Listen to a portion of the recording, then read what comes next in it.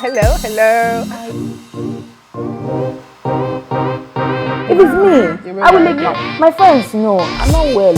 He said at some point, like, No, you know the way you dodge your mom. Every year I see you, I will whoop your ass. Who's your minister for person? We not get. It's Buhari. We not get.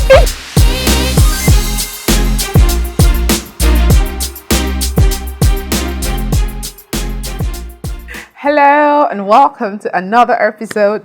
I just tried the episode. It's not episode.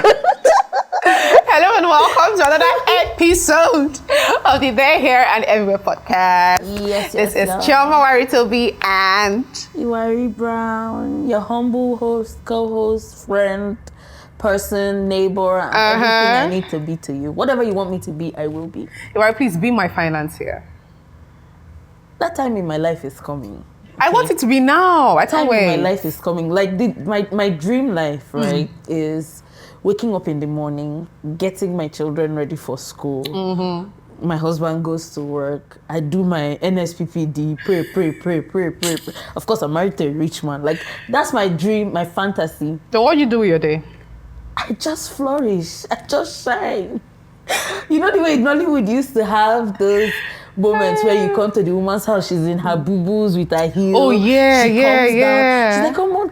What do you want? Chef. That's the life I'm going for. I'll just get to a point in my life where, like, my companies work on their own and I will just be at home flourishing. Just flourishing. I like that word, actually, flourishing. I think I also have the same dreams, but I'm going to do some charity on the side, so have a foundation, there's something around that. It's not going to be like I'm not basically enjoying my life. Oh no. Like I'm here for enjoyment. Me and you, we agreed that we are here for enjoyment. This work life, dreaming about work. What's your dream work? No. Anything that would make me anxious, whatever. No, it's not in my dream. It's not in my vision board. All right. What's been happening? What's been trending on social media? Wait. No, we're not living anything. Guys, no, we're not living social media. So a few days ago, there was a prison break, right? A jailbreak at the Kuje prison in Abuja. Guys, lots of people have been saying. Someone just took me from here to like. Yes, it's a reality. Lots of people have been saying that the terrorist cells are getting closer and closer to the center. That's to Abuja. For those who don't know, Abuja is the capital of Nigeria, and we've been having terrorist attacks. If they take over Abuja, they have taken over Nigeria. Yeah, they have. And now they've broken into Kuje, and then they freed the Boko Haram prisoners. Boko Haram and ISWAP have taken responsibility for the attack. Yeah, so they freed the prisoners. So now we have, those people just roaming about, and the American embassy has issued a warning to American citizens saying that they should be careful because there's going to be increased rate of crime. I mean, it goes without saying, really. It goes without saying. Do you understand? But it's really, really sad. 600 people are on the loose. Like, we don't know where numbers vary because they've not even done a proper head count, proper roll call. Yeah. So. But some people say 600, some people say 300, whatever the case. Mad people are. Some people actually left. Some people left and came back. No. Who does that? No. I don't understand. There's certain people. Kuje prison. Kuje prison is like a high profile prison. No. Babes, no. Not everybody can escape. No, wait. How do you leave then come back? Because they'll catch you. They'll find you. So it's not like it was a planned thing. No. It's different when people do a plan like prison break. They have plans of where to escape to and all of that. It's different from when an opportunity just arises and you run. And, lots of times we've heard of jailbreaks and we hear of law enforcement bringing these people back. So for their peace of mind and sanity, because even prisoners deserve a peace of mind. You said some people left and came back. Yeah, they did. I'm thinking like these people left. When the jailbreak happened. Yeah. These people left. Saw the outside world and came back. I'm like, no.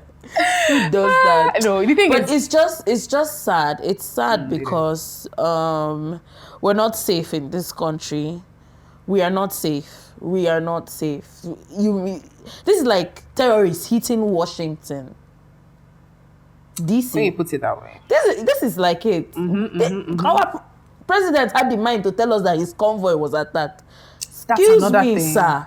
You cannot. Like, do you know the audacity? Biden. Do you know get? the audacity? Do you understand?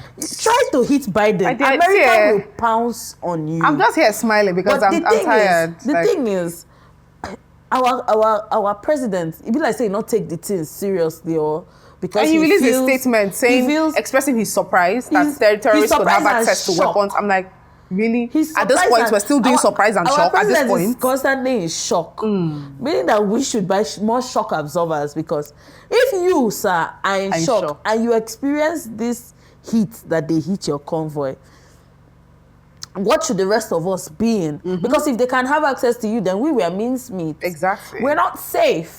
What are you doing? What is your job? I cannot imagine how, what the feeling that the inhabitants or the residents of Abuja have right now. Like, if I were there, I will relocate. There's fear. I will leave everything and just run because easy. What the hell? It's not that easy. It's like somebody said on Twitter a while ago that can we just calculate how much we will need to pay these people. Just pay them for the next how many months they're supposed to be in power. Just pay them. Exactly. Let them even go. add bonus on top. Do you understand? I will pay you for like another year extra, and then we bring in somebody that can do the job because you are playing with our lives. Exactly. It pisses me off because you're expressing shock. Now all of a sudden PDP opposition is quiet. Everybody's quiet. We are not safe. You are not safe. Your children are not safe in your fancy schools. Because if they can hit the president of your country, they will hit you. Exactly. If they can come to the capital and do whatever they want to do jailbreak. And leave unhurt, do a jail. Boko Haram we are not safe. We are not safe. If I were you and I was in Abuja, I would leave because what the hell? This is a strong message. It's a strong message to the populace. So for those people who are not approaching the coming elections with the view of looking at candidates' competence, but rather through other lenses, please think about this. There's some things that we cannot all escape. Yeah. So because you're benefiting from a certain government or from a certain person, there are some things that are general. You can become what's the word you can become collateral damage. Bombs do not discriminate those who are in one party from the other or those who are from one tribe or the other. These sort of attacks do not discriminate. If for any reason there had been a shootout that went outside of the prison walls, the bullets will not have discriminated between people. Yeah. So when you're making your considerations for the next election, think of all these things. So guys, away from that, please, who watched The Real Housewives of Lagos last week? Towards the end, Maria and I were quiet. My brother said, what's the moral lesson? Like, what is going on? Are these not people's mothers? I know now. No. It was quite messy. It was. It was quite too messy. And as somebody who I watch every Real Housewives franchise. Like Choma has seen me. Just before we started filming, I was watching Beverly Hills with my phone. I watched New Jersey, Atlanta. I'm watching Atlanta. I watched Potomac, Married to Medicine. I watch everything reality TV. Okay, almost everything, but I watch reality TV. Sure, you get. I can say production needs to go back and do a better job. Uti, as the host, Uti was more starstruck than he should have been. You should have had control of the people. I'm like, no. What we are here today to discuss is you bring them back to the subject, but you just gave us 5 minutes uninterrupted of Caroline and Tony going back and forth. Yeah. What? All that spilling secrets that should have been taken to the grave. Do you understand? It's not like Real Housewives are not messy. All of them are messy, but there should be a place. There should be a place to actually draw the line. Very messy. But I mean, you need to bring in a host who can handle the ladies, because I remember New Jersey, Teresa and this other lady, I forgot her name, with the pigtails. They went back and forth, and Andy brought them back to the topic. Like, you must always control the ladies. Yeah. And then production, what's going on? What was that set? Why was that the set you chose? It was very tacky. I want to believe, they had enough funds and funding. I mean, so that set was... Even if you didn't have enough funding, like, you could have done better. You could have done a green screen behind that would put up a different background. Exactly. Or something else. Or at least color coordinated the things that you put on set. It was chaotic trying to look from one end of the screen to the other end of the screen. I wish they had color coordinated the outfits. That would have been difficult though, because I mean they represented different tribes. Yeah, but the outfits, like I say, Real Housewives, it's always there's always some more coordination to it. Okay. So I wish you would have color coordinated the outfits, so you could have done 2 or 3 colors, you know, and then just people so work with it. It makes it easier on the eyes. But it was part one. Part one was a lot. It was just a lot. It was a lot to take. Like when we were done, we were like, whoosh. What just happened? And then why did Caroline come in so late? Like I'm a fan of Caroline. And let me start from there, you know. But why did she come in so late? Like she came in when they started filming. It was a little tacky, you know. But they should have done better with her. Her entrance was it was everything. And no, it was actually. It was. Seeing the expressions on everyone's face. No, it was. It was everything. Everybody just went silent, and then people bounced on Miriam, and because she was, you were doing a lot. No, but that exchange. That Season exchange 2, was really they may need to change the cast. I don't think some people even want to come back. They shouldn't. Because you need to... what was that? No, that was just too much. All right, guys. So we are talking about feminism today. Oh, my God. The F word. Topic. That F word that gets a lot of people riled up. So feminism... People are going to hate me after today. I feel it. Well. I feel it. No, feminism, the word itself is a divider. You know, some people don't even want to identify with it. Some people hate anyone who's called a feminist without even trying to hear them out. Like that word just gets everyone tackles up. You know, both the feminists and the non-feminists. So we're talking about feminists, feminism, submission, and independence, right? Yeah. So right, let's start with independence. You know, this whole Miss Independent thing. What do you think about it? I think it's ghetto because I'm Miss Independent. I've been paying my bills, doing my stuff, and Who did you want to pay your bills before? Jesus. It's just ghetto. No, but there's a fulfillment that comes with being independent for me. The fact that I get to wake up and do whatever I want, whatever I can afford. Yeah. And then map my life. It's made me, you know, I now have a plan. I have a plan to what I want to do. I'm not very spontaneous. You have not gotten to the point where I will be spontaneous, but when I can afford being spontaneous, I will be. Yeah. But it's just made me like mature. I have meetings with myself when it comes to finances. Oh yes, I have meetings with myself. I have talks to people, like my family. I let them know this is what we can do this month. This is what we can.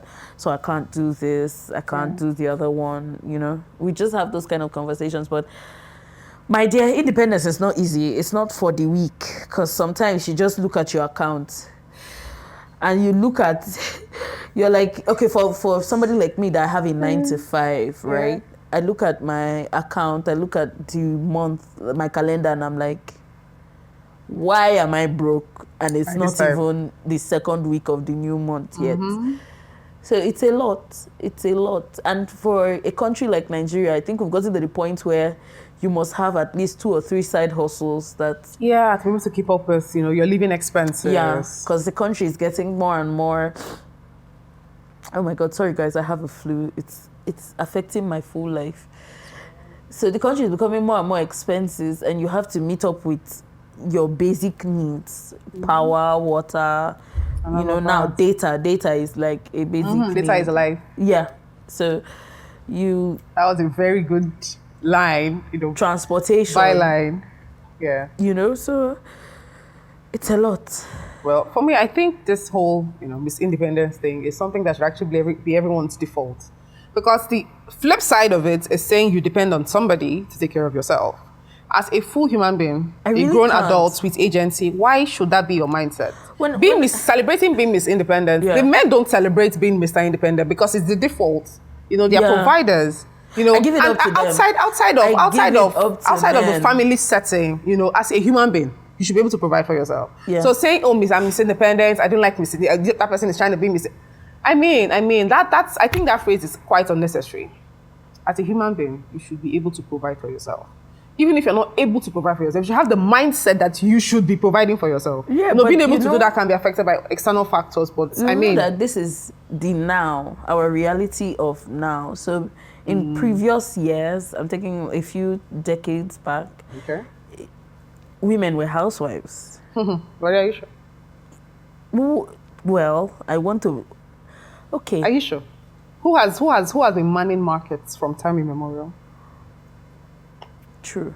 I get what you mean, but I'm going to the Western part, right? Okay. So women were more stay at home, take care of the children. You didn't have to. When you say Western, please define, just so that we're sure. American. Okay. America, Europe. No. You know where? Just so that we're sure. Yeah. You know. So I'm just looking at Nigeria is also divided along. Yeah. So women were stay at home, take care of the children. Even if you had like stuff to do, maybe you were a tailor or whatnot, it wasn't what you bring in the family fed on. Your husband's job was mainly. I'm taking from. Okay, again the Western, right? Yeah. But I have a different perspective. That. But I have to give it up to the men. You have been through a lot.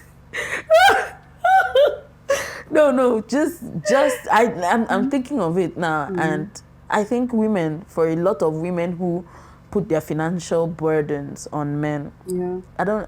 Anybody that tries it with me, you will feel my wrath, because what the hell? I'm basically killing myself. For you, breaking my back. I think it comes down to our socialization, you know, of men being the providers. I think we should ease up on that. Men are human beings as well. Yeah. You know, everybody should be a provider. Now, again, let me make that caveat. Before people now come for my neck about family, people's roles and all of that, see, please, that's not what we're talking about here. We're talking about being a full human being in society, a full functioning human being. The burden should not be on men. I mean, everybody should share equally, you know. As a human being, as a female, take care of yourself. The men to take care of themselves, you know. Why are the stress? I don't want to say that, but the stress should not always fall on the men. You know, we should give them some reprieve. But I just want to talk about, you know, the point I was trying to make about women working. You know, our grandmothers were traders. Right? Remember the about women's riots? I really wanted to say women, you know, stay at home. I don't know why people keep, you know, I don't know, for some time that rhetoric were being on pushed. The forefront of industrialization. Can I say that? Yeah. Women have always been on traditionally, the men were the farmers, the women were the traders. Sure, you know, in our traditional societies. You get before, we here. Yes, you know, before I think colonization and all of that, you know, coming off white collar jobs and all, where people have to go and work in a different place and maybe leave their places, maybe leave their their villages, and then maybe go to the city, because in the city you don't have farmland, so it's not like your wife is farming or you're farming. When the men take up white collar jobs, the women, if they can't find smaller jobs like secretarial jobs or cleaning jobs, then they stay at home. But I mean, traditionally, our women were not lazy, you know. Men farmed, women farmed, which is one of the reasons why men married lots of wives and had lots of children. You know, a man would take his wife and his children, everybody goes to the farm. When it is time for harvest, they all harvest, and women go to the market. You understand? So please, guys, or please, girls, know this. Your grandmothers... All of a sudden, I'm grateful I was born in this time. Your grandmothers... No. Your grandmothers are not the stay-at-home, leech off the men, lazy women that, you know, some people are trying to push. They were hardworking women. So it's always been in our DNA to work and get our own. Like, I just feel sorry for men, especially of this generation, and men that are in these times, because women now, our Instagram set girls, you know, that... What percentage of women are those, really? No, but to be honest, every time you see somebody advising young girls, take his money, do this. Okay. Yeah. Those are like, that's popular advice. What are we teaching? I want my, okay, because I'm a woman, yes, but I have nephews, I have cousins, I have brothers. I want them to find somebody who wants them for their personality and not just finances. Yeah. You get? I'm concerned at the rate of selfishness that we have attached to love and relationships at this point. It's almost down to being transactional. So if you don't buy me an iPhone, you don't really love me. Where was that rule written? Where did that love one of the come most from? one of the more bizarre things I hear are two adults, are trying to get into a relationship, and maybe the guy, they set up they plan to have a date, and the woman is asking for transfer money to come down. Where are we going? Where do you see these men that will give you transport? I've never Please done give it yourself in my some life. dignity. Pay your transport to wherever it is you're going to. How I was raised, my mom, especially from the age where she knew I had started dating, she sat me down, she said, no, there is a certain level you will not stoop to. You must always have the amount of food you are eating in your pocket, like the cash equivalent. Yes. Number two, you must always have money to go home. That has always been my motto. I will go out on a date if it's not going where, like there was a time where I dated somebody I went out on a date with somebody from my church. I met him in church then. And then towards the end of our meal, we went to a Chinese restaurant, and then he goes, so where are we going from here? You're following me back to my apartment now, or you pay. Because of Chinese? I laughed. I said, excuse me, I want to know how much my food is. My food, my drinks. He said, yeah, you will pay. I paid. I paid and I left because I knew I could afford it. When he told me where we were going to, I checked my account balance, and then I was still getting pocket money from my mom and my dad. So I still had money. So I just paid and I left. I paid my transport home. I had cash as well to pay my transport home. I'm not going to do that, right? I'm not going to make anybody hold me hostage. Exactly, because I feel of like food. you're going to... How much is food? Because... I don't even... Okay, outside the Lagos exorbitant places that if I don't... Like I say, if I don't have the money, I'm not going. But how much is food? Yeah. Why would I want somebody to do that to me for 10K or 15K? I don't even give a damn. 20K. I'll pay it. I'll go home. Yeah. There's nothing you can do to me. I feel really horrible that men have to... Like there was the lady that said, you will pay for my makeup, you will pay for my... Oh, yeah. You will pay for my dress, outfit, pay for my Uber or pay Bolt, for my whatever. Uber, then give me thanks for coming. Are you not a prostitute? What are we saying? Exactly. Like, should I just put the entire thing as a full package? Don't even say this, that, and the other. Just say, this is my fee. This is my fee. Just make an advance payment of 70% of this fee, and then 30% at the end of the day. Yeah. I know that. You're an official escort. No matter what, the man has a right to ask for anything. So you can't even come and say, I was raped. Okay, well, raped. You can't actually. You can't say you were raped, but you shouldn't be surprised if he asks for sex. For sex, yeah. So at the end of the day, just have it in your mind that if he wants sex, you should be willing to give him. Because you've told him that you have a price. You've put a price on yourself. So it's everything he has spent.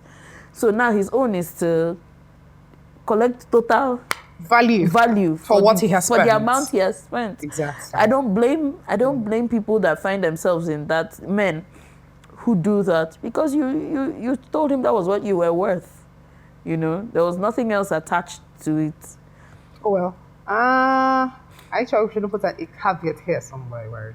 No, because okay. So ab initio, there was a contract, right? Our contract is we're going to have a date, and you're going to pay for this, that, and the other. If the man agrees at that point and does not bring up sex at the point where we're negotiating all of these But should terms, you be shocked if he says sex is part of it at any point in time? Well, we did talk about it earlier.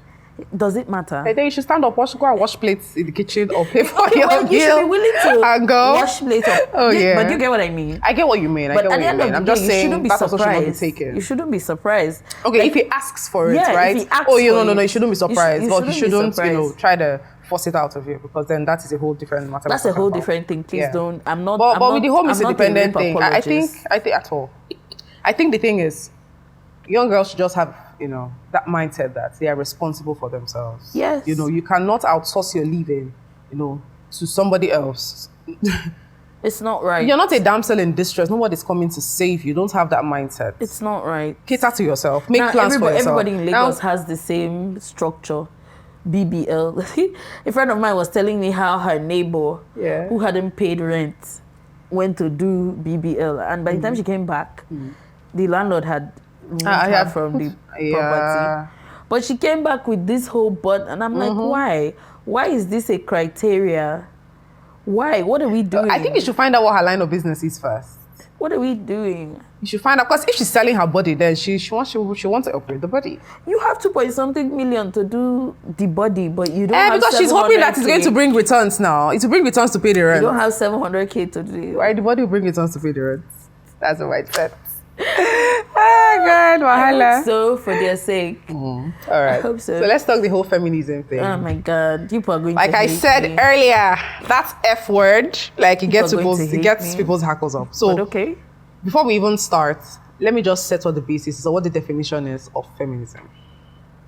Let me read. Where did I write her? Or what the thrust is, So feminism is a movement that seeks to establish the equality of the sexes. That is the main thrust. Because a lot of people have got this thing all mixed up. So that's why whenever they hear the word feminism, it's like women are trying to lord it over men. No, women are trying to come up. Because in a lot of societies, women are treated as subhuman actually. Not just subpar. So we're going to be throwing a lot of buzzwords around. So it's very, very good that we actually, define this word. So patriarchy. So patriarchy is thrown around a lot. And if you are quite constant on Twitter, you see that word is thrown around. So what is it really? So patriarchy is a system of government or society where men hold the power to everything. You understand? And women are not given these powers from the biggest things down to the littlest things, And so feminism is actually trying to see that women and men are equal. We're not subpar simply because we have different sexes or different sex organs, We're equal as human beings. Now, a lot of people take this definition to other parts, say marriage, and that is where the problem always is. And I just get tired of the conversations. So for now, we're going to stay away from the whole marriage talk. Maybe at the end of this conversation, we'll go into marriage. Yes, we'll just touch it a bit. Because I will go there. No. But for now, feminism is about the equality of the sexes. That is what people are fighting for. And this equality comes in equal opportunities when it comes to work and education, equal pay. Because in some societies, it's been seen from research, there's data to back it up, that men are paid higher than women for the same positions and with the same qualifications, And then equal consideration in every other thing. So property rights, it should be equal. Women are not less than. Yeah. So if your father has only girls, they should have access to his properties. They should be consulted by kinsmen or whatever the hell, when he passes away. And they have equal say in their father's house. They should have equal say in their father's. Like for me, I bless God for the house I come from. We have a say. We have the meeting. Daddy calls everybody. What's your opinion? What's your opinion? What? And if I put my foot down and I say no to it, and I have a good argument line on why I am saying no, my father hears me out, and he may just say no.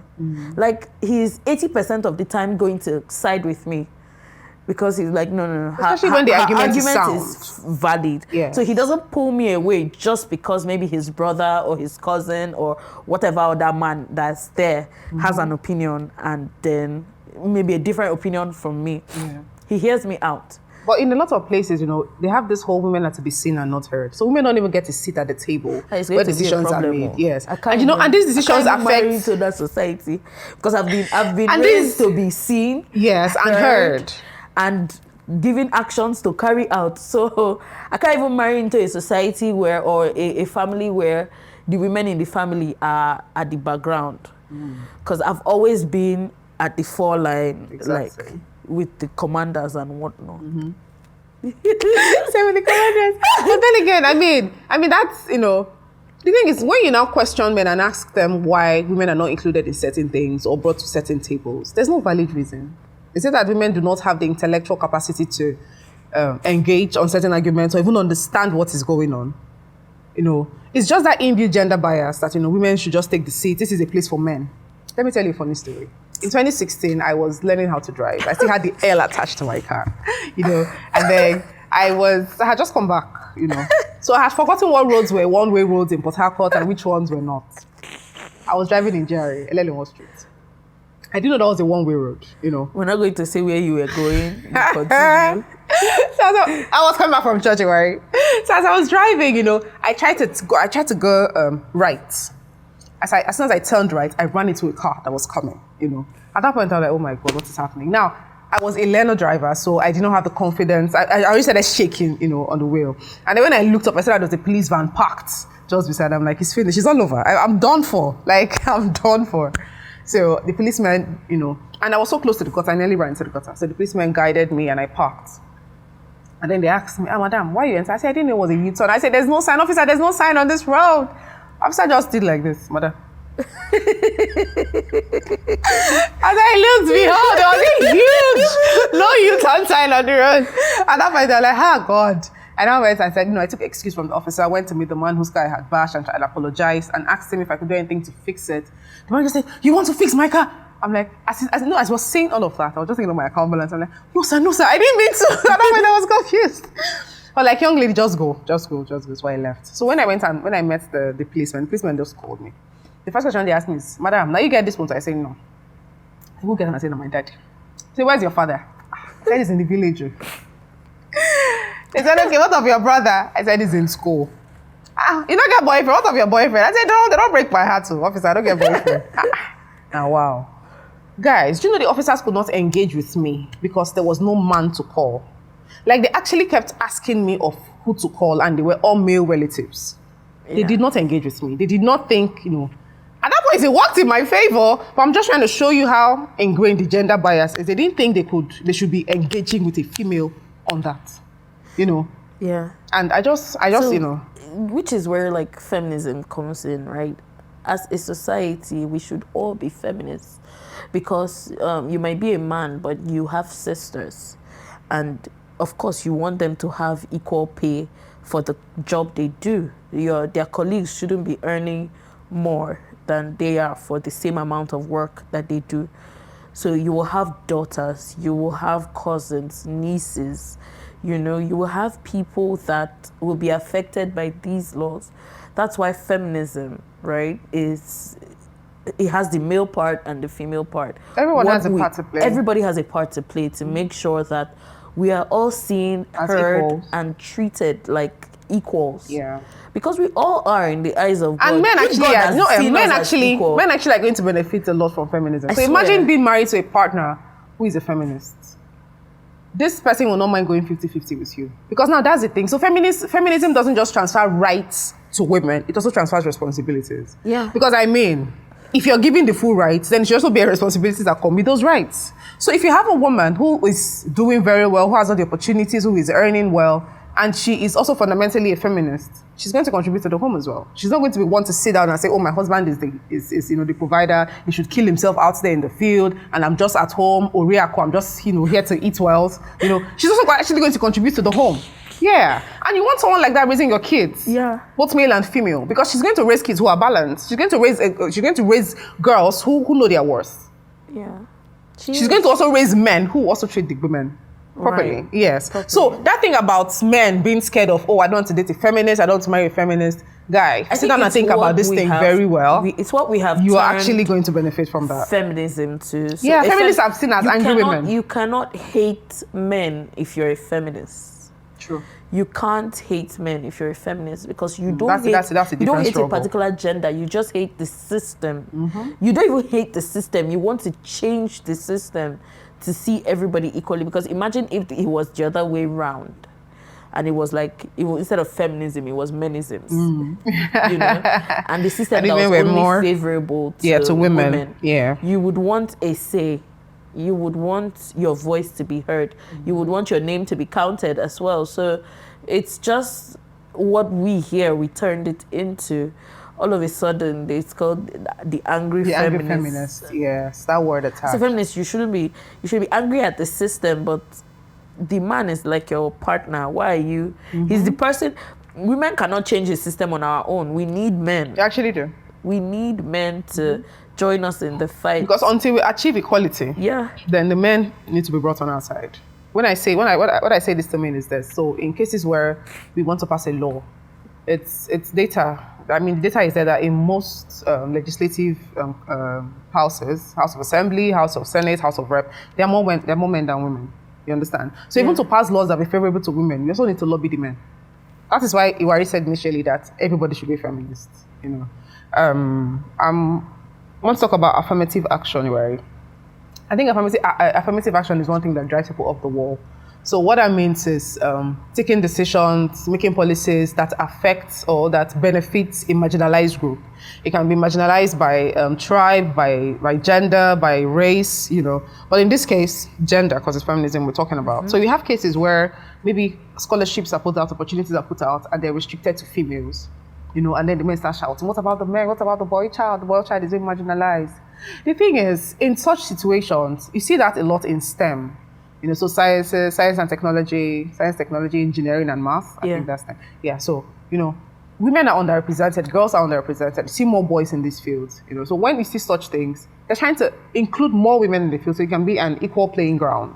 You get? So when I see people agitating and saying there's a lot of opportunities for women, why not men?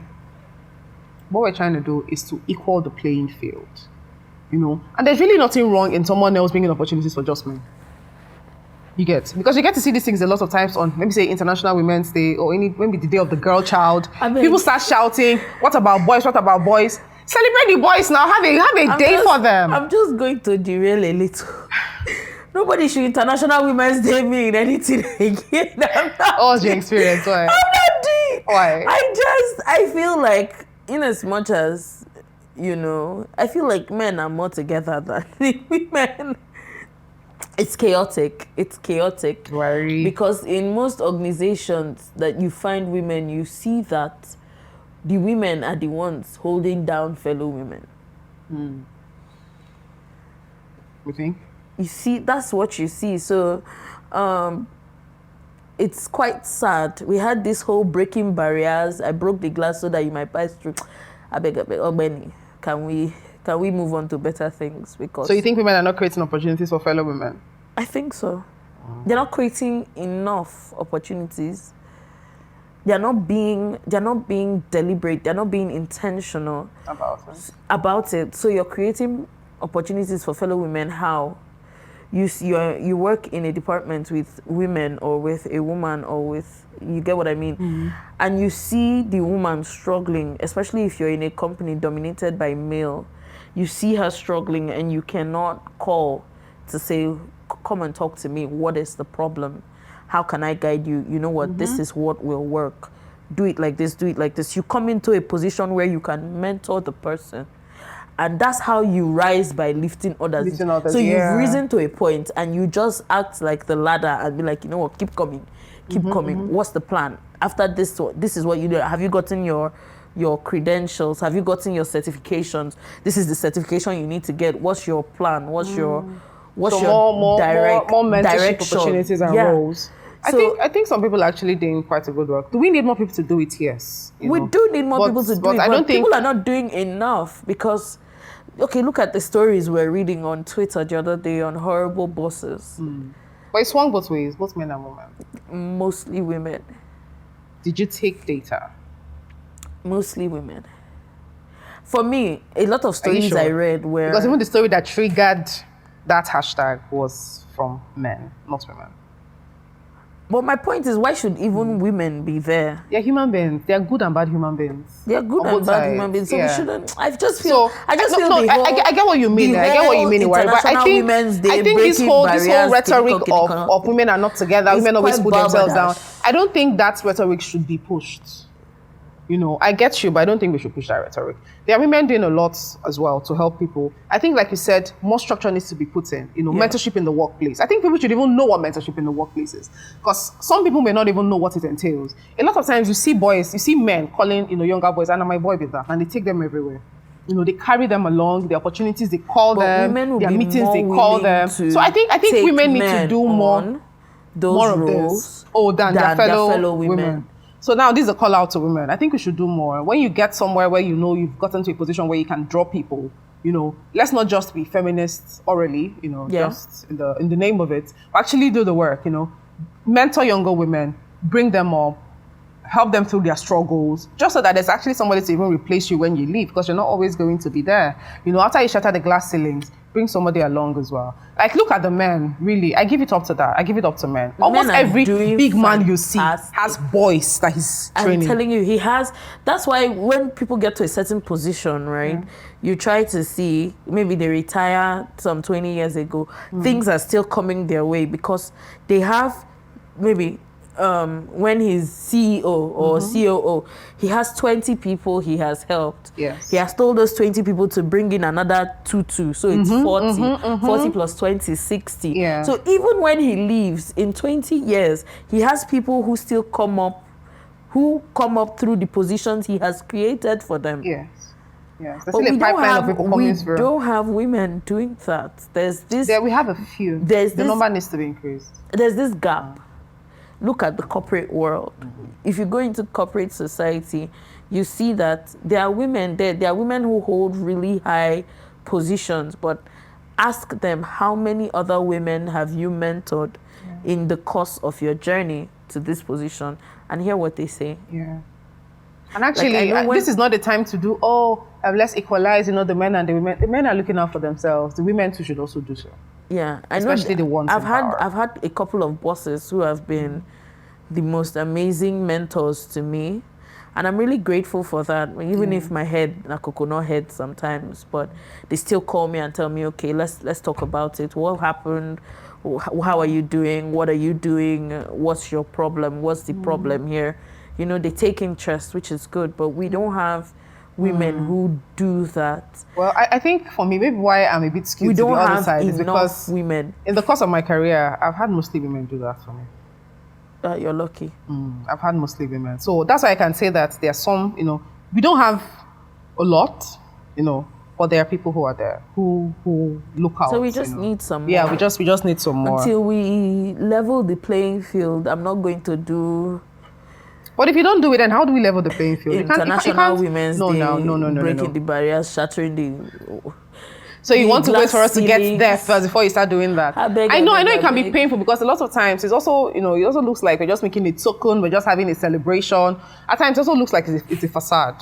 But I mean, we'll have to use any means we can, to make these things happen. I know. Okay. After the last International Women's Day, lots of people on Twitter were saying they don't want to be called again because these things, all these panels are beginning to seem really, really pretentious. It's all talk and no work. It's the same pretentious rubbish that would be doing for how many years, and nothing is changing. Because why are you in an organization and a man is sexually harassing another woman, and you are there, and you know this, and you're just like, I beg you, she should go through the system. What the hell is that bullshit? I'm sorry, pardon my French. No. But you get what I mean. Yeah. So what are we doing? It doesn't make sense. It doesn't make sense to me. So the whole feminism thing is not just a title or something to add to your bio or... No. Nah. It should actually be in action and not just in words. Put in the work. So let's go back to... No, put it after... With regards to putting in the work, I want to congratulate or give kudos to the River State House of Assembly for passing in the law that allows women to inherit property in their father's house. The law is called Prohibition of Curtailment of the Rights of Women to Share in Family and Community Property. Thank you so much. Thank you for this bill. Thank you for this law. Thank you that this is now in place, that women can now inherit by law. Because before now, even in other places, it's still a mess. Yeah. You see people coming up with the argument that, she got married now. When she marries and leaves the house, why is she coming to inherit? Really? Why can't I inherit? And even when this law was passed, lots of people were throwing up stuff that women can only inherit things like, say, cars, things like, other assets that are not land. Men were calling in and saying women should not inherit. Why should I not inherit land? What I do with that land is my business. Why should I not inherit land? My father has simply because property. I'm married and out of the house. If he has property and he has a will that this is assigned to me, who the hell are you to tell me not to inherit it? The thing, please guys, correct me if I'm wrong in the comment section. Since it's now been made a law, if a man dies intestate and his his property has to be assigned by the courts. So whether with a will or without, dying intestate is dying without a will. So whether he has a will or not, his daughters can still inherit. Because before now, when a man dies intestate, the laws of the land, come into play, and then women are denied. But now since this has been passed into law, the law is there, so women can now have, this property. So it's a boost. It was No. It's I really everything. applaud the House of Assembly for doing that. And I And want to say that please- all other states should also adopt this. Women are full human beings. True. Especially my eastern states. It makes no sense. It makes absolutely no sense to me why an Igbo man shouldn't give his property to his children, especially his daughters. Because I know how much Igbo men value their daughters, if I am right. They do. Yeah. So why Okay. should they Why not should the have property access go? to Yeah. their father's property, even if they're married or not? Because a woman will definitely come back to her father's house. Not that she's leaving her husband's house and coming back, but the visits, Even if she doesn't want to, You should have a place if I'm to given a call plot, home. if I'm given a piece of Something land, to show I can your decide to children. sell it if I want to and take the money. I can decide to use it for commercial purposes. I don't even have to come back. I mean, I can only live in one place at a time. Because that whole mindset is just about how she come and take the land will now go to her husband. She's not answering her husband's name. Oh, please. It's meant to do with whatever it is I want to do. It really shouldn't matter. Nah. And now, marriage. Feminism in marriage. I'm sorry, just hold on. Our men, please have will. Write your will down to who is taking the last biro in the house. It should be written, it should be stated. We're not saying anything should happen to you, but please have a will. Death is certain. The only thing that is certain in this life is death. Have a will that is clear, cut, and precise. So there is no argument, there's no bad blood or whatnot. It's your instruction, and it will be followed by your estate and your lawyers. If there's any change in circumstances, please review your will. Redo your will. Yes, because some people do their wills before they get married, before they have children. Please, if circumstances have changed, you're now married, you have children, please redo your will and include them. Yep. So that when time comes, my dear, there's no need going over stories that have happened of how property estates wahala has torn families apart. Yeah. That relative you think will take care of your wife and children, they will not take care of your wife and children. They look out for themselves. Because why are you giving your wife and children to a relative? To take care of? Why? Why do you? Why don't you think your wife has? You don't trust to take care of the children. God, I beg. No, if you're it's really those are things you should consider even before getting married. If you cannot trust her to take care of your stuff, which both of you built together, and the children, then there's a problem. Yeah, there's a problem. Big problem. There. But whatever it is you do, please look out for your wife and your children. Don't expect any other person to do that for you. So yeah, feminism and marriage, the one that causes wahala. What has been your experience from gist? Choma, just shoot. No, because I don't want to say. I mean, it's from gist, worry.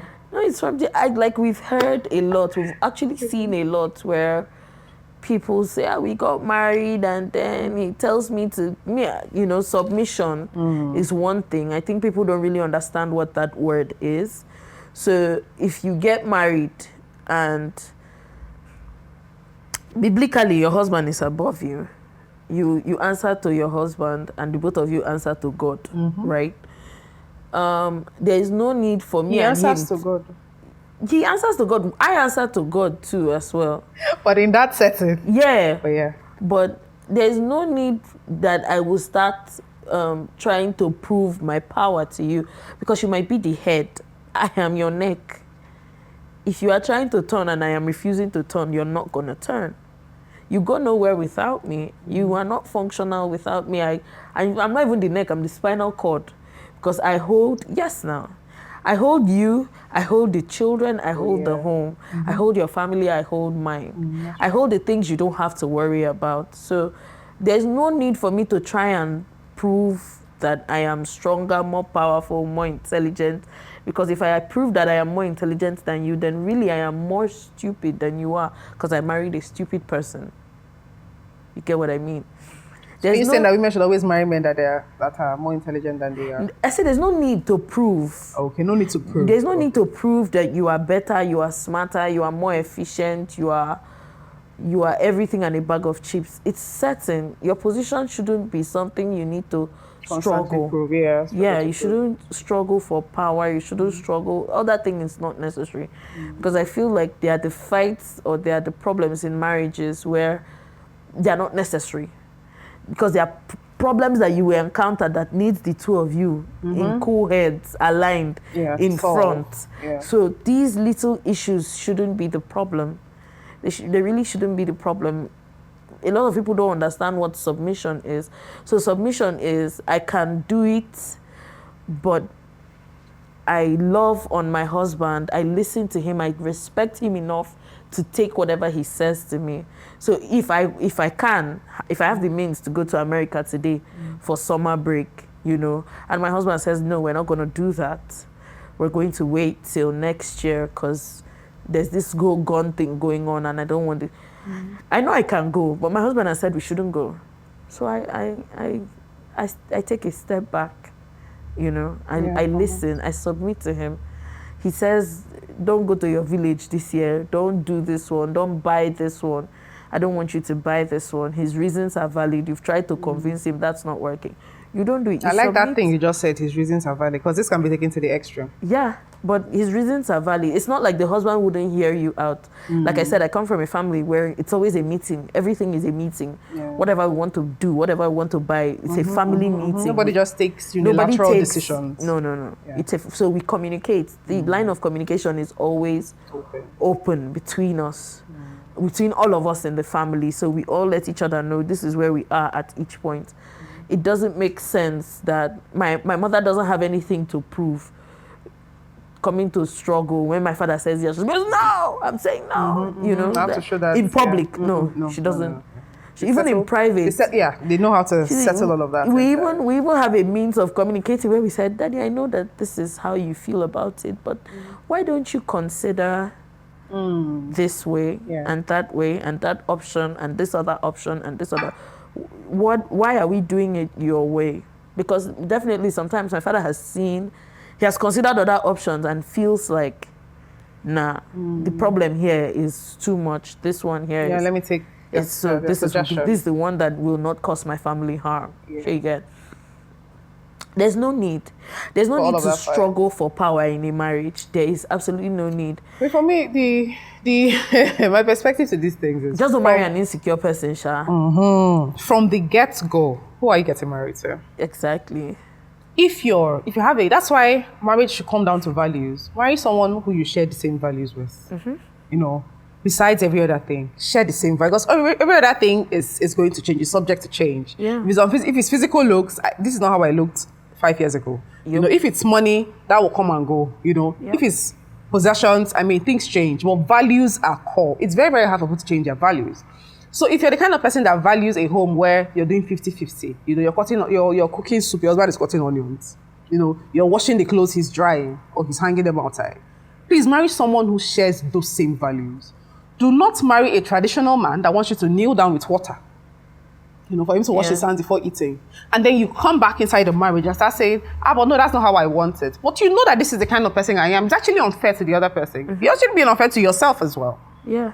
You understand? There are women who are traditional like that, and they will kneel on the floor. They even put the water on their back, go on all fours, and the man will wash his hands, and they'll have a peaceful home. Yeah. They will very, very peaceful home, because her values are traditional like that. You know? But if you're the kind of person that wants 50-50, don't end up with somebody that doesn't want 50-50. Now, that's not to say traditional people are bad. No, they make up for, you know, there are positives to them as well. You know, human being is a sum total of so many things. Sure. But just make sure that it's not a mismatch. It's not an unholy union. It's not a, what's the word that Christians use? Don't get unequally yoked. Yes. Yeah. Yes. Just be sure that it's not an unequal yoke, because that is where it starts from. People change. Yeah. They may change their minds. But at the core, there's some fundamental things that will not change. So please marry the person, you know, that shares the same values with you when it comes to family and which role one person should take and the other person should take. Secondly, marriage is a dance. So when you see people doing the waltz or the tango, I'm trying to remember which particular one. There's one where you put your leg forward, you know. While as you put your leg forward, your partner takes their leg backward so that they can accommodate that move. Yeah. When you do the reverse, the person comes forward. When you thrust your hips forward, he takes his hips backward so he can accommodate. You understand? So for me, that's what marriage is like. It's a dance. Today I step forward, tomorrow you step forward. You know, next minute we're dancing around each other. And in all of those things, we must make accommodation for each other so that that dance can be smooth. If one person stands in the middle of the dance floor and says, okay, please, just the other person just whining around me, at some point, the other person will get tired. Even the person standing will get tired. Whoever the audience is that is watching that dance will walk away. You understand? But when you see a dance that is beautifully choreographed, people have practiced, everybody is making room for the other, then the dance is beautiful. So that is, for me, that is where that whole submission thing comes. A lot of times, people who have good marriages, most times don't come out to talk. Because there's some things that they will say that will be jumped on by the mob. True. They won't want to admit some things in public, just so that they don't have unnecessary arguments. In their mind, they're like, I make everybody just face their own. Yes, whatever it is that makes you happy.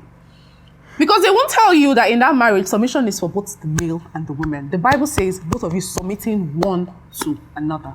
So submission is not a one-way thing.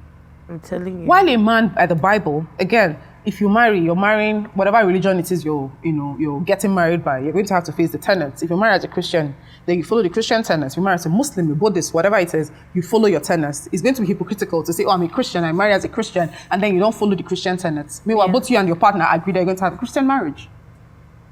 Because it's all the shooting of goalposts after marriage that causes problems. Yes. But you see that submission thing is submitting one to another. So have a peaceful home. There's sometimes that the man need to submit. Like you said, your popsy will bend at times. They'll be like, these people have a superior argument to my argument.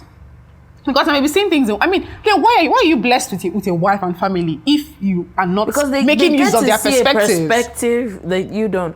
Like my dad, every time he has like a business related question, he'll call me like, okay, you have an MBA. This is the plan I want to do. What are the risks you see? What's this thing? Strength, weaknesses. Threats. SWOT. SWOT analysis. Opportunities and threats. So what are the things you're seeing? So while he's telling me, my brain is going. So my dad would tell me his own insights from the public relations sector, because that's where he's mastered, and I get to see the actual business environment, the financial part, the security part, because I work in a security organization, this other part, HR part, the personnel part, I get to see these other parts because of where I've worked. So he has his own perspective of the business. Oh, it will work. But I'm like, nah, it will work, but are you prepared for this? You need to prepare for this, for that, for the other one, for that. Which is basically what marriage is the two of you coming in as one. I feel so bad because I feel like our definition of love in this generation. I was asking yesterday, we were on Twitter listening to this Lagos swindlers space. And it terrified my life because I'm like, do we still have good people in the society? Sometimes I try to switch off from such. Do we still have good people? There's too many. Because the stories are scary. It's quite scary. You're married, you don't have these problems. It's quite scary. At times when you internalize this thing, you can't be fighting another person's fighting your home.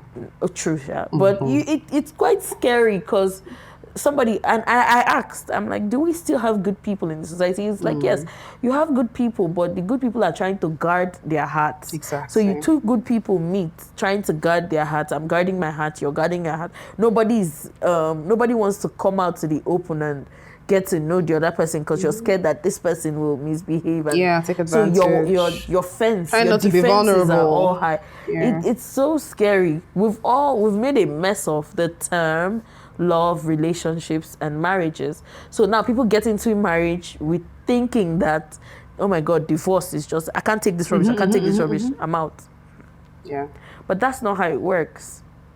Before you agree to commit your life to somebody else, you should be willing to get to the point where you say, okay, if I don't leave, I can die.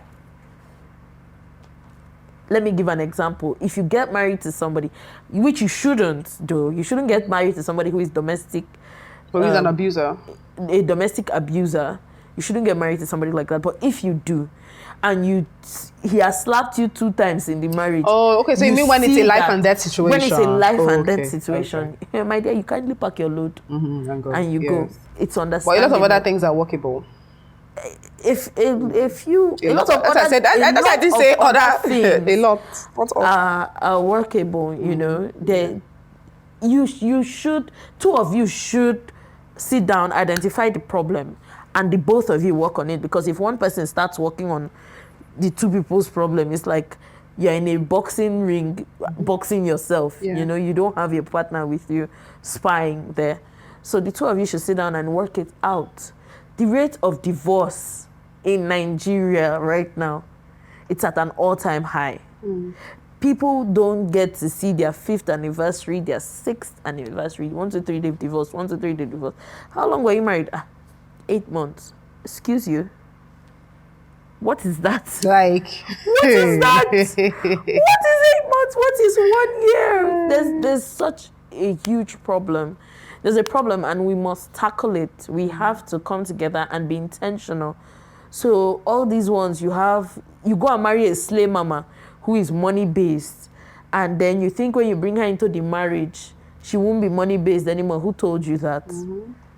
She will be money-based. Just keep the money flowing, because once that tap goes off, once you try to draw her attention to, she's not seeing it. Or you marry a man who has certain habits and you expect that it to change. Exactly. To change at the altar. There are no miracles at the altar. You cannot change anybody. It's the person that will change for themselves. Exactly. Who you saw is who you're going to get married to.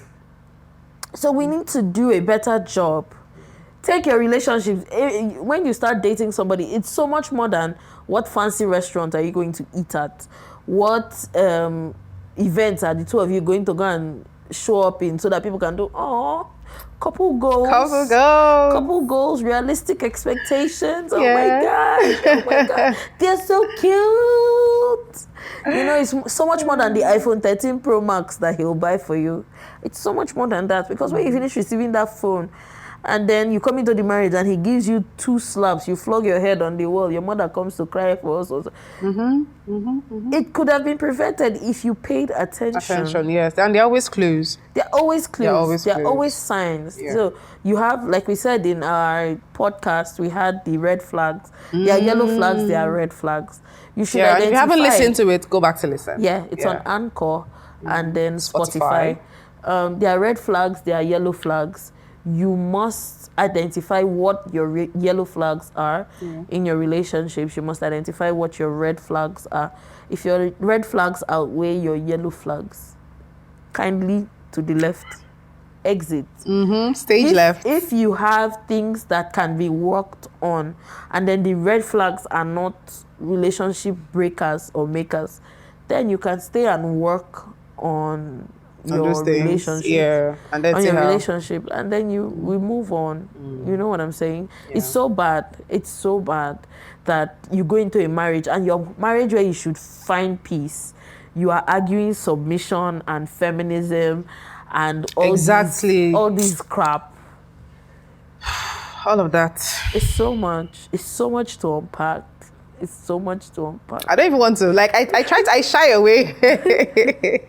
So I'm not wearing my ring here, but I'm married. So, but I try to shy away from marriage-related topics. I try to, because every marriage is unique. As unique as individuals that form the union. You understand? Some things are fundamental, but a lot of other things, people eventually find their their rhythm. Yeah, just find your rhythm. Find your rhythm. And if you can't find your rhythm, see a counselor. Please, counseling is not just for when your marriage has problems. Sometimes you know when, just like this COVID now, we had the vaccines and then we had the booster shots. So when you're about to get married, you go and do the whole counseling premarital counseling. If you see that your marriage is having a few hiccups here and there, you can go for your booster shots of therapy. Exactly. I don't wait till it gets really bad. Don't wait till it gets because really you see bad. some people discussing these things and you can't even put your finger on what the problem was. Exactly. Because there's been so many many things that would have been stopped or tracked at the beginning. We're just left to build up. At the end of the day, you can't even. So we just one small straw that will just break the camel's back, and you're like, is this why all the of marriage a sudden broke? Everything has But that's not why the marriage broke. There was a lot. This was just the last straw. I just broke it. So yeah, guys. Are we? What was this for? Peace. So that they don't drag you. What the hell? Peace. You come in peace. I'll be very, very calm. No, I don't want to be dragged. Very peaceful people. I don't want to be dragged. But one thing that really gets my goats is, the ingrained gender bias, in our society. So let me just give an example. Have you ever gone out with a guy You get into a restaurant and then they hail him and they will call him senior man and nobody greets you. No, man. No. There was also one time I went out with my husband and, I gave the ATM card for them to insert in the POS. After that, the lady moved the POS to him. Okay, so she saw him, bringing out the POS from his wallet and, he gave me the POS. I put it. She now moved it to him. He just kept pressing his phone like he didn't know what was going on. After a while, the lady was like, sir, please put the pin. But like, am I the one that gave you the card? Give it to the person that gave you the card. I just saw the look on her face. And this was a girl. This was a girl. So I'm just trying to show you how ingrained the gender bias is. So you would think, because it's a woman, she'll give me the card. But no, nobody's immune to it. Both men and women have, gender biases. And then she had to give me the card and I did that. And there have been times when I've tipped somebody and they thank him. Yeah. Calling my money. No, one day I walked out, I'm like, I'm taking my money back, and it was like, babe, calm down. I said, no, I'm not taking my money back. So those are just the ingrained gender bias. So once in a while, not once in a while, every time you can, question your gender biases. If I call you today, I say, hey, come, I'm going to be the CEO of this company. Once I say CEO, her mind is that we're going to meet a man. Mm-hmm. Wow. Yeah. More likely than not. That's what you would think. Okay. Yeah, see, right? For most people, maybe not you. For most people, not me. But for most people, let's go meet the MD of this company. A man is what comes to mind, So those are the gender biases, small things. We can't exhaustively talk about feminism on this show, but I mean, there's so many things, so many gender biases that are ingrained. Question these gender biases, and then let's think of a way forward. Women are humans too. Women deserve to be treated equally. Women are not subhuman, they're not submen. Yeah. They're not versions of men, because I hear lots of people saying, think of her as your sister, think of her. What if she were your wife? Meanwhile, if it was reverse, yes, nobody says that. What if the man is your husband? What if he's your brother? No. But a man, I don't feel they treat man like that. That's where it ends. That's where it ends. But for women, you don't get woman for house. She don't get your wife for. Exactly. No. Make sense. She does not have to take her legitimacy from her association with a man. She's a legitimate human being as she is. She has full agency. And she's entitled to whatever it is a man is entitled to. We can argue based on competence. That is a solid argument. Yeah. But just based on the fact that, just based on gender, it won't cut it. It won't cut it. So let's do better. Let's do better. All right, anyway. Are we done? We are done with feminism today. Thank you so much for listening to today's episode. And please share your comments, in the comment section. Like this. Also subscribe to our channel. Please. It doesn't take a lot to subscribe. While you're listening, just click the subscribe button. Subscribe. Thank you. And please because liking our video makes it, helps us be more visible on YouTube. And also you can listen to us on podcast platforms, on Anchor, on Spotify, on Google Podcasts, on Amazon Alexa, on Radio Public. Just type there, here, and everywhere podcast, and we will pop up. Now, there's some of our episodes that are not on YouTube. They're just on the podcast channels. You also get to listen to those, and also subscribe to our channels on those other podcast platforms. Yes, please. And follow us on Instagram and on Twitter at the podcast NG. So the podcast is THE Podcast NG. Yeah. So that's our handle. And if you have any inquiries, any questions, if you want to sponsor our show, send us an email at thepodcastng@gmail.com and we will take it from there. We have lots of nice sponsorship packages, and we're looking forward to working with you. Yes, please. Thank you so much. And if you're in Nigeria, please get your PVC. The upcoming election is a do or die affair. We are not safe. We are in a state of emergency. We need to do the right thing. We need to start doing the right thing, getting the right people to the power positions. Yeah. Thank you very much, guys. We love you. Mwah! Hello. If it's me, I will let my friends know. I'm not well. You said at some point, the way you dodge your mom. Every year I see you, I will whoop your ass. Who's your minister for person? Not dead. It's Buhari. We're not dead.